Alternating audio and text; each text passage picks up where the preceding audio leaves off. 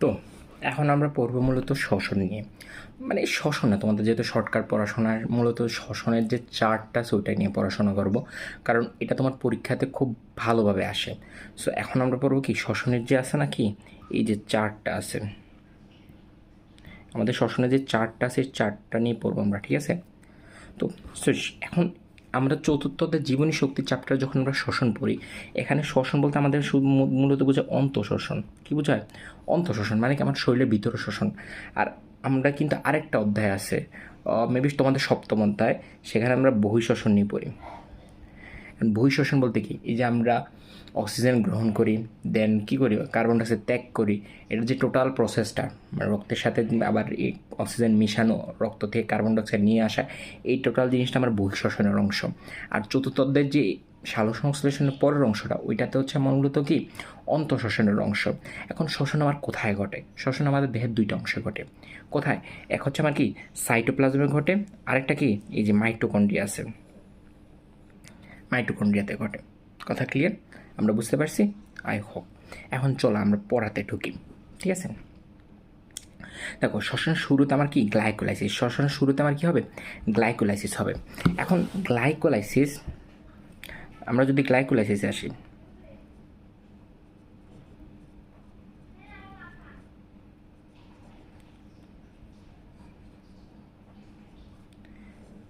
কি গ্লাইকোলাইসিস, এটা কি গ্লাইকোলাইসিস।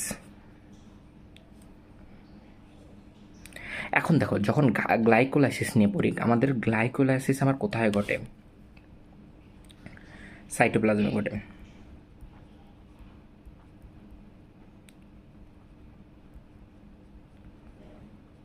সাইটোপ্লাজমে ঘটে। এখন আমি যাদের আদিকোষী, তাদের তোমার কোনো সাইটোপ্লাজমে অঙ্গাণু থাকে না। কে ব্যতীত? শুধুমাত্র রাইবোজোম ব্যতীত কি কোনো সাইটোপ্লাজমীয় অঙ্গাণু কি থাকে না। এখন তাদের কি মাইটোকন্ড্রিয়া থাকে না। এখন যেহেতু তাদের মাইটোকন্ড্রিয়া থাকে না, তাদের শুধুমাত্র কি সাইটোপ্লাজমে যে শক্তির উৎপন্ন হয় সেই শক্তিটাকে কাজে লাগিয়ে তারা কী করতে পারে, তাদের মানে শক্তির যে প্রয়োজনীয়তা সেটা কী করতে পারে, তৈরি করতে পারে। এই জন্য মূলত তখন তাদের এই যে তখন তাদের আমরা কী শ্বসন বলি? অবাধ শ্বসন বলি। কি বলি? অবাধ শ্বসন বলি। এখন অবাধ শ্বসন আমার কি গ্লাইকোলাইসিস আবার সবাদ শ্বসনের অংশ, যেটা আমাদের শরীরে ঘটে, মাইটোকন্ড্রিয়াতে ঘটে, ঠিক আছে? এটা কি আমার কি সবাদ শ্বসনেরও কি অংশ। কথা খুব বুঝতে পারছো? তার মানে আমার কি গ্লাইকোলাইসিস সবাদ শ্বসন এবং অবাধ শ্বসন কি দুজনেরই অংশ। এখানে আমার মূলত কি অক্সিজেনের কি প্রয়োজন নাই। কথা বুঝতে পারলাম? এখন আসি আমরা গ্লাইকোলাইসিস। দেখো আমাদের যখন কি যখন তোমার কি হলো স্ট্রোমাতে কি C3 বা C4 চক্রের মাধ্যমে যখন আমার কি করলো গ্লুকোজ তৈরি হলো, দেন গ্লুকোজটা কি চলে আসে সাইটোপ্লাজমে চলে আসে, ঠিক আছে? এখন দেখো গ্লুকোজের কার্বন সংখ্যা কয়টা? 6টা। গ্লুকোজের কার্বন সংখ্যা কয়টা? 6টা। দেন এই গ্লুকোজটা ভেঙে আমার 2টা পাইরুভিক অ্যাসিড তৈরি হয়। কয়টা? 2টা পাইরুভিক অ্যাসিড। এই দেখো এই 2টা কি আমার পাইরুভিক অ্যাসিড তৈরি উৎপাদিত বস্তু, 2টা পাইরুভিক অ্যাসিড। এখন এই 2টা পাইরুভিক অ্যাসিড যে আমার, তার মানে কি আমার প্রথম উৎপাদিত বস্তু কি 2টা পাইরুভিক অ্যাসিড। এখন পাইরুভিক অ্যাসিডের ভিতরে একটা ঝামেলা আছে। কি ঝামেলা? এরা হচ্ছে 3 কার্বন বিশিষ্ট। এরা কয় কার্বন বিশিষ্ট? 3 কার্বন বিশিষ্ট। এখন আমার গ্লুকোজ হচ্ছে কয় কার্বন বিশিষ্ট? 6 কার্বন বিশিষ্ট। এখন 6 থেকে 3 যখন যায়, দুইটাকে সমান তো না। কারণ আমি যদি এর সাথে 2 দিয়ে গুণ দিই তাহলে কি সমান হয়ে যায় না? তার মানে কি আমার 2টা পাইরুভিক অ্যাসিড তৈরি হয়। কথা বুঝতে পারছো? তার মানে আমার একটা গ্লুকোজ ভেঙে কি 2টা পাইরুভিক অ্যাসিড তৈরি হয়। এই সময় আমার 2 অণু কি NADH2, আরেকটা কি আর তোমার 4 অণু এটিপি তৈরি হয়। কয় অণু? 4 অণু এটিপি তৈরি হয়। কিন্তু এখন কথা হচ্ছে কি আমার এই কাজগুলো হয় কোথায়? সাইটোপ্লাজমে। এখন আমার সাইটোপ্লাজমের পরে আমার এরপর বাকি কাজগুলো কোথায় হবে? অবশ্যই মাইটোকন্ড্রিয়াতে হবে। কোথায় হবে? মাইটোকন্ড্রিয়াতে। এখন দেখো তো আমার এই যে পাইরুভিক অ্যাসিডগুলো আছে এগুলো মাইটোকন্ড্রিয়াতে প্রবেশ করতে হবে না? এখন মাইটোকন্ড্রিয়াতে যখন প্রবেশ করবো এর বাইরে কি ঝিল্লি আছে না? এখন ঝিল্লিকে সবাইকে প্রবেশ করতে দিবে? শক্তি লাগবে প্রবেশ করার জন্য, কি শক্তি লাগবে। এখন ধরো জিনিসটা কি অনেকটা মানে ঘুষ দেওয়ার মতো, অথবা ধরনের ঘুষ না, এটা অনৈতিক কথাবার্তা না বলি, টিকিট। এখন এই টিকিট হচ্ছে আমার 2 অণু এটিপি। টিকিটের প্রাইস কত? আমার 2 অণু এটিপি।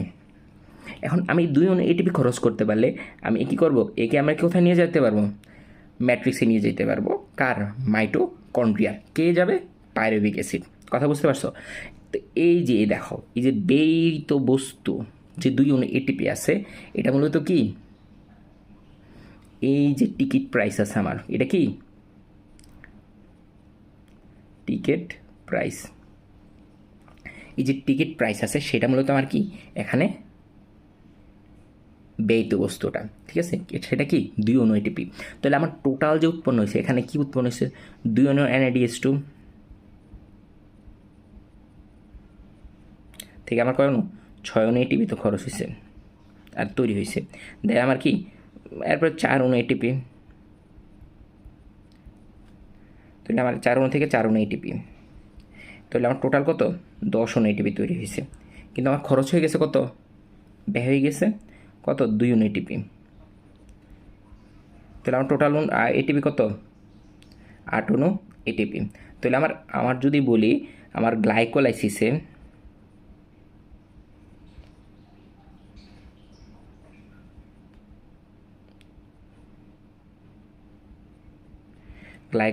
আমার কি নেট উৎপাদন কত আমার? 8 অণু এটিপি। কয় অণু? 8 অণু এটিপি। ক্লিয়ার? তাহলে আমার এখানে কি দেখো, তাহলে আমার এখানে উৎপাদিত হয়েছে কি 2 অণু পাইরুভিক অ্যাসিড, 2টা NADH2 আর কি 4টে এটিপি। এর মধ্যে কী খরচ হয়ে গেছে? 2টা এটিপি খরচ হয়েছে, যার ফলে কি আমার নেট উৎপাদন কত? 8 অণু এটিপি। ঠিক আছে? তো আমাদের কি গ্লাইকোলাইসিস শেষ। এখন আমরা যাব কি কোথায়? অ্যাসিটাইল কোএসিস্টিন।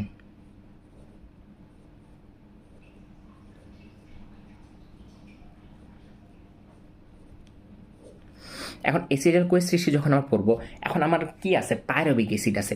কি আছে?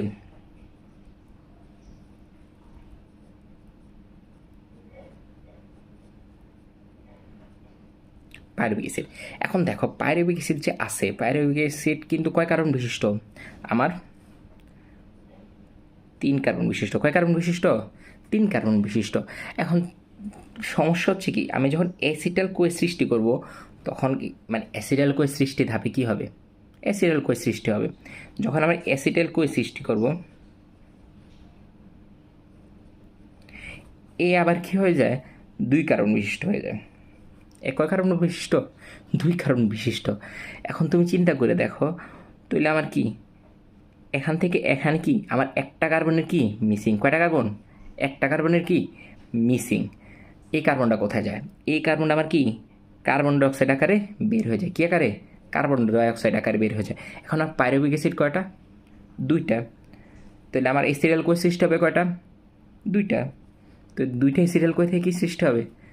2 হলো কার্বন ডাইঅক্সাইড তৈরি হবে, মানে ইনটু 2। তাহলে আমার কার্বন ডাইঅক্সাইড তৈরি হবে কয়টা? 2টা। ঠিক এখানে দেখো যে উৎপাদিতের ভিতরে আমার 2 অ্যাসিটাইল কোয়ে সৃষ্টি হয়েছে, 2 কি কার্বন ডাইঅক্সাইড তৈরি হয়েছে। এই প্রসেসে আমার ঠিক উপরের ধাপের মতোই 2 NADH2 তৈরি হবে। কী হবে? 2 NADH2 তৈরি হবে। এখন 2 NADH2 মানে কি আমার 6 ATP।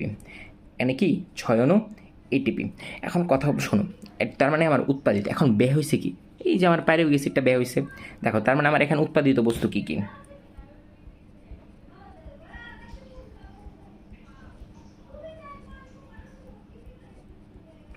এখন উৎপাদিত বস্তু কি?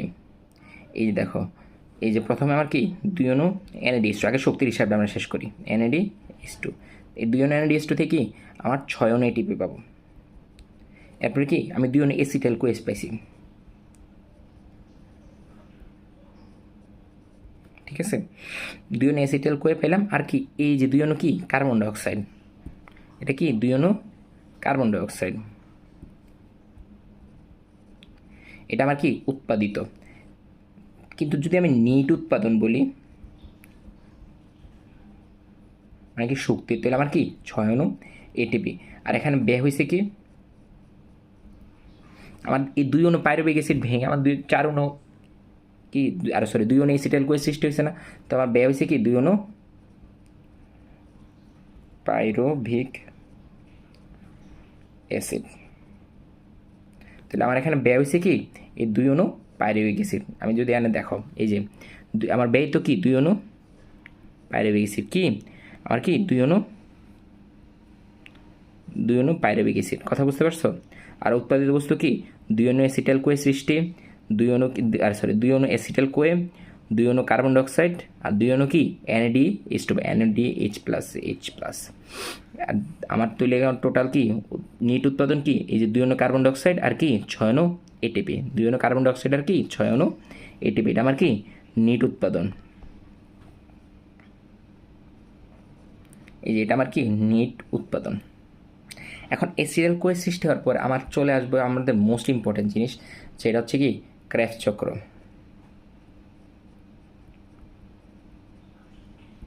কি চক্র? ক্রেবস চক্র। এখন এই ক্রেবস চক্র আমরা TCA সাইকেলে বলি, সরি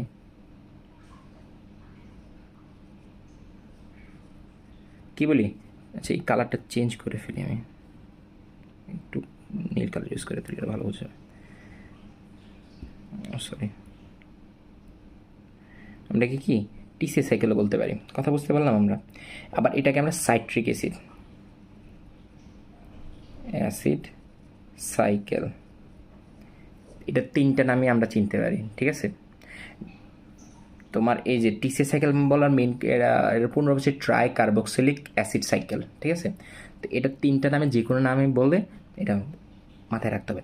তোমাদের কিন্তু পরীক্ষাতে গ্লাইকোলাইসিসের ব্যাখ্যা চায়, আর তোমার এই ক্রেবস সাইকেলের তোমার ব্যাখ্যা চায়, মানে ক্রেবস সাইকেল, ক্রেবস চক্র, TCS চক্র, হোয়াট এভার সাইট্রিক অ্যাসিড চক্র, যে কোনো একটা।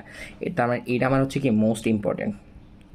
এখন যদি তোমাদের পুরো বক্সটা চাইতে পারে, আরেকটা কি শুধুমাত্র কি TCA সাইকেল, বা আমরা যখন পড়ি TCA সাইকেল পড়ি, তোমাদের সাধারণত ক্রেবস চক্র পড়ানো হয় অথবা সাইট্রিক অ্যাসিড সাইকেল।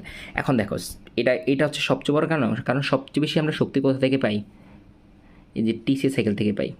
কেন দেখো, আচ্ছা যাক এটা আমরা পরে। আচ্ছা দেখো এটা আমার শেষ, এটা আমার কি শেষ, এটা শুরুতে আমার কি 2 অণু অ্যাসিটাইল কোয়ে আছে না, 2 অণু অ্যাসিটাইল কোয়ে। এখন এই 2 অণু অ্যাসিটাইল কোয়ে সম্পূর্ণভাবে কি হয়ে যাবে, নিঃশেষ হয়ে যাবে, শেষ। এখন 2 অণু অ্যাসিটাইল কোয়েতে 2 দুকোণে কত, টোটাল 4টা কার্বন। কয়টা কার্বন? 4টা কার্বন। এই 4টা কার্বন যে শেষ হবে কি আকারে শেষ হবে? Carbon dioxide. কি আকারে? কার্বন ডাইঅক্সাইড আকারে শেষ হবে। তাহলে আমি এখান থেকে টোটাল আমি কার্বন ডাইঅক্সাইড কয়টা পাবো? 4টা কার্বন ডাইঅক্সাইড পাবো। কয়টা কার্বন ডাইঅক্সাইড পাবো? 4টা কার্বন ডাইঅক্সাইড পাবো। পাশাপাশি এখানে আমার কি হবে, এই যে 4টা কার্বন ডাইঅক্সাইড পাশাপাশি আমি কি 6 অণু না 3 অণু, কয় অণু? প্রত্যেকটা অ্যাসিটাইল কোয়ে, আমার একটা অ্যাসিটাইল কোয়ে থেকে আমি 3 অণু NADH2 পাবো, 1 অণু FADH2 পাবো, 1 অণু GTP অথবা ATP পাবো। এখন GTP কি আর ATP কি? এখন GTP হচ্ছে যারা প্রাণী, যারা কি প্রাণী, আর ATP কি উদ্ভিদ। এখন যদি উদ্ভিদের দেহে যখন ক্রেবস সাইকেল হবে, তখন আমরা উৎপাদিত যে হবে সে হবে কি ATP উৎপাদিত হবে। আর যদি সে প্রাণীর দেহে ক্রেবস সাইকেল হয় তাহলে কি উৎপাদিত হবে? GTP উৎপাদিত হবে। এখন আমার অ্যাসিটাইল কোয়ে কয়টা? অবশ্যই 2টা। তো আমি অ্যাসিটাইল কোয়ে 2টা যখন আমি গুণ দিব, তাহলে এখানে আমার কী হতে হবে? 2টা গুণ দিতে হবে প্রত্যেককে। তাহলে আমার কি, তাহলে আমার 6 অণু NADH2, 2 অণু FADH2, এরপর কি 2 অণু ধরি ATP ধরি আপাতত। এখন 1 অণু তোমার NADH2 থেকে আমার 3 অণু ATP তৈরি হয়, তার মানে এখানে টোটাল কতটি? 18টি ATP। এরপরে তোমার কি একটা FADH2 থেকে আমার 2 অণু ATP তৈরি হয়, তার মানে কি 2 দুগুণে 4টি ATP। এরপর আমার কি 2টা ATP বা 2টা GTP থেকে 2টা ATP, সরি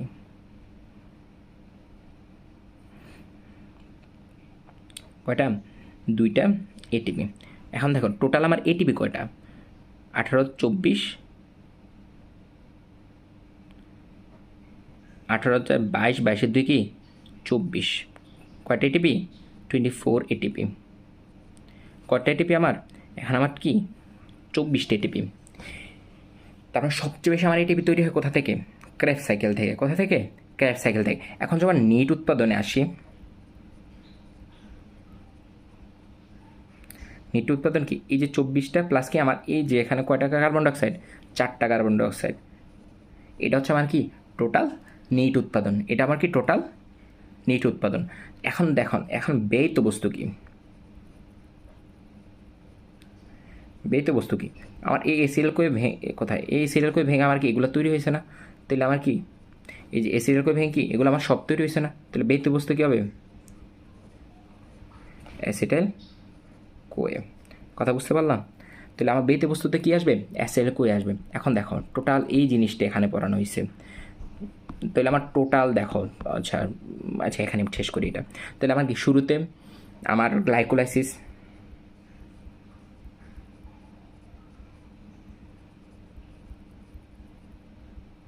টোটাল আমার কত? 10টা এটিপি তৈরি হয়েছে, 2টা খরচ হয়ে গেছে, আর কি হয়েছে? 8টা হচ্ছে কি নিট উৎপাদন। 8টা কি নিট উৎপাদন। এরপরে তো আমার কি 6টা উৎপন্ন হয়েছে, ব্যয় তো কোনো এটিপি ব্যয় হয় নাই, তার মানে কি নিট উৎপাদন কি 6। এরপর এখানে আমার কি 24টা, এখনও কি কোনো ব্যয় তো এটিপি নেই, তাহলে আমার 24টা। ঠিক আছে, তো 24 আর 6 30, টোটাল কি আমার 38। এখন এখানে আমার কি প্লাস 2টা কার্বন ডাইঅক্সাইড, তাহলে আমার কি প্লাস কি 2টা কার্বন ডাইঅক্সাইড। আর এখানে আমার কি 24-এর সাথে 4টা কার্বন ডাইঅক্সাইড, তাহলে আমার কি প্লাস 4টা কার্বন ডাইঅক্সাইড। তাহলে টোটাল নিট উৎপাদন কি এটিপি 38 এটিপি প্লাস কি 4 আর 2 কত? 6, 6 কি কার্বন ডাইঅক্সাইড। এটা হচ্ছে আমার কি টোটাল শেষ পর্যন্ত আমার কি নিট উৎপাদন। এখন আসি আমরা এখানে জাস্ট ছোট্ট করে ব্যাখ্যা করি। দেখো গ্লাইকোলাইসিস আমার কোথায় ঘটে? সাইটোপ্লাজমে ঘটে। এখন সাইটোপ্লাজমে ঘটার ফলে এখন জিনিসটা কি হয়? এই যে 2 অণু পাইরুভিক অ্যাসিড তৈরি হয়, কারণ 1 অণু গ্লুকোজ থেকে কি আমার 2 অণু পাইরুভিক অ্যাসিড। কেন? কারণ পাইরুভিক অ্যাসিড আমার কি 2 কার্বন বিশিষ্ট। কয় কার্বন বিশিষ্ট? আরে সরি 3 কার্বন বিশিষ্ট, যার ফলে কি 3টা তৈরি হয়, পাশাপাশি 2টা NADH2, 4টা ATP তৈরি হয়। এখন দেখো এরপরে আসি আমরা, এটা তৈরি হওয়ার পরে আমার যখন এটা তৈরি হয়ে গেছে, এখন এই পাইরুভিক অ্যাসিডটা ভাঙবে। কি ভাঙবে? পাইরুভিক অ্যাসিডটা এখানে যেটা তৈরি হবে এটা এখানে কী করবে? ভাঙবে। এখন এই পাইরুভিক অ্যাসিডটা তৈরি হবে। ও আরেকটা জিনিস, এই পাইরুভিক অ্যাসিড আমার যে ভাঙবে, ভাঙার জন্য কোথায় যেতে হবে? ম্যাট্রিক্সে ঢুকতে হবে। এই ম্যাট্রিক্সে ঢোকার জন্য আমার কি লাগবে? টিকিট লাগবে। এই টিকিট প্রাইস কত? 2 অণু ATP। এই টিকিট প্রাইস কত? 2 অণু ATP। তাহলে আমার টোটাল এই যে NADH2 থেকে আমার কি 6 অণু ATP, আর এই যে 4 অণু ATP থেকে আমি 2 অণু ATP যখন বিয়োগ দিই, তার বাকি আছে কত? 2 অণু ATP। তাহলে আমার টোটাল এনে কত? 8 অণু ATP। এরপরে আসি আমরা, এই যে আমার এই যখন পাইরুভিক অ্যাসিডটা ভাঙলো তখন 2 অণু এসিটাইল কোয়ে সৃষ্টি হলো। এই 2 অণু এসিটাইল কোয়ে কত? 2 কার্বন বিশিষ্ট। তো আমার টোটাল কত? 2টা। তো 2টা যখন আমার 2 কার্বন বিশিষ্ট, তার মানে আমার টোটাল কার্বন কত? এখানে 4টা কার্বন। তার বাকি 2টা কার্বন কই? এই যে বাকি 2টা কার্বন, এই 2টা কার্বন ডাইঅক্সাইড আকারে তৈরি হয়েছে। আর পাশাপাশি আমার কত? 2 অণু NADH2 তৈরি হয়েছে। এই যে এইটা আমার নিট উৎপাদনের ভিতরে এই যে 2 অণু কি কার্বন ডাইঅক্সাইড, আর 6 অণু কত? ATP। 2 অণু NADH2 থেকে 1 অণু NADH2 থেকে কি আমার কি 3 অণু ATP, 3 অণু না 3টে ATP। তাহলে আমার কি 2 অণু NADH2 থেকে আমার নিট উৎপাদন কত? 6 অণু ATP। আবার অণু বলি 6টা ATP। তো এখন আসি আমরা, এই যে এসিটাইল কোয়ে সৃষ্টি হইলো, এই এসিটাইল কোয়ে কী করে? আবার ভাঙবে এর পরের ধাপে, ক্রেবস সাইকেল ধাপে, অথবা TCA cycle, citric acid cycle, what ever it is. এখন এখানে আমার কত? 4টা কার্বন। এখন এই 4টা কার্বনে শেষ হবে কী আকার শেষ হবে? 4টা কার্বন ডাইঅক্সাইড আকার শেষ হবে। এই প্রসেসে প্রত্যেকটা এসিটাইল কোয়ে থেকে কি 3টা একটা করে কি হবে? NADH2, FADH2, আরেকটা কি GTP অথবা ATP তৈরি হবে। এই GTP অথবা ATP যে তৈরি হয়েছে, এটাকে আবার 2 দিয়ে যখন আমি গুণ দিব, মানে কারণ আমার 2টা এসিটাইল কোয়ে, তাহলে প্রত্যেকটা থেকে কি একটা মানে দ্বিগুণ হয়ে যাবে। তো দ্বিগুণ হলে এখানে আমার কি এই যে 6 অণু NADH2 থেকে আমার কি 18 অণু ATP, 2 অণু FADH2 থেকে আমার 4 অণু ATP, 2 অণু GTP থেকে কি 2 অণু ATP। এখন শেষ পর্যন্ত আমরা কি সবগুলো যোগ করলে কি 38 অণু ATP ও 6 অণু কার্বন ডাইঅক্সাইড পাই। এখন কথা হচ্ছে, মজার কথা বলি আমি এখানে, এই যে NADH2, FADH2 এই সব কিছু পাই, এই সব কিছু কিন্তু ATP আমার ডাইরেক্ট এমনি হয়ে যায় না। এটার জন্য আমার কি একে আমরা ETS বলি অনেকে, বা ETC এর ভিতরে যাই। এটা হচ্ছে ইলেকট্রন ট্রান্সপোর্ট সিস্টেম। আর এই ইলেকট্রন ট্রান্সপোর্ট সিস্টেম কি চেইনের ভিতরে যায়, কোথায় যায়? মাইটোকন্ড্রিয়ার ভিতরে যখন যায়, এই যে আউটার লেয়ার ইনার লেয়ার, এই যে হাইড্রোজেনগুলো আছে, হাইড্রোজেনগুলো আদান প্রদানের মাধ্যমে এই NADH two FADH two GTP থেকে কী হয়? ATP তৈরি হয়। ডাইরেক্ট জাস্ট ATP এমনি তৈরি হয়ে যায় না। তোমরা যখন বড় হবা ইলেকট্রন ট্রান্সপোর্ট সিস্টেম নিয়ে পড়বা, তখন কমপ্লেক্স 1, কমপ্লেক্স 2, কমপ্লেক্স 3 আরও বিশাল বহুত জিনিস আছে। এখন তোমাদের এত কমপ্লেক্স জানার আপাতত দরকার নেই, কারণ তোমাদের সামনে পরীক্ষা। কথা বুঝতে পারছো? বিশেষ করে যারা HSC SSC 27 ব্যাচ, কথা বুঝতে পারলাম? সো আশা করি বুঝতে পারছো। কোনো কিছু যদি না বুঝে থাকো কমেন্টে অবশ্যই প্রশ্ন করবা। Thank you.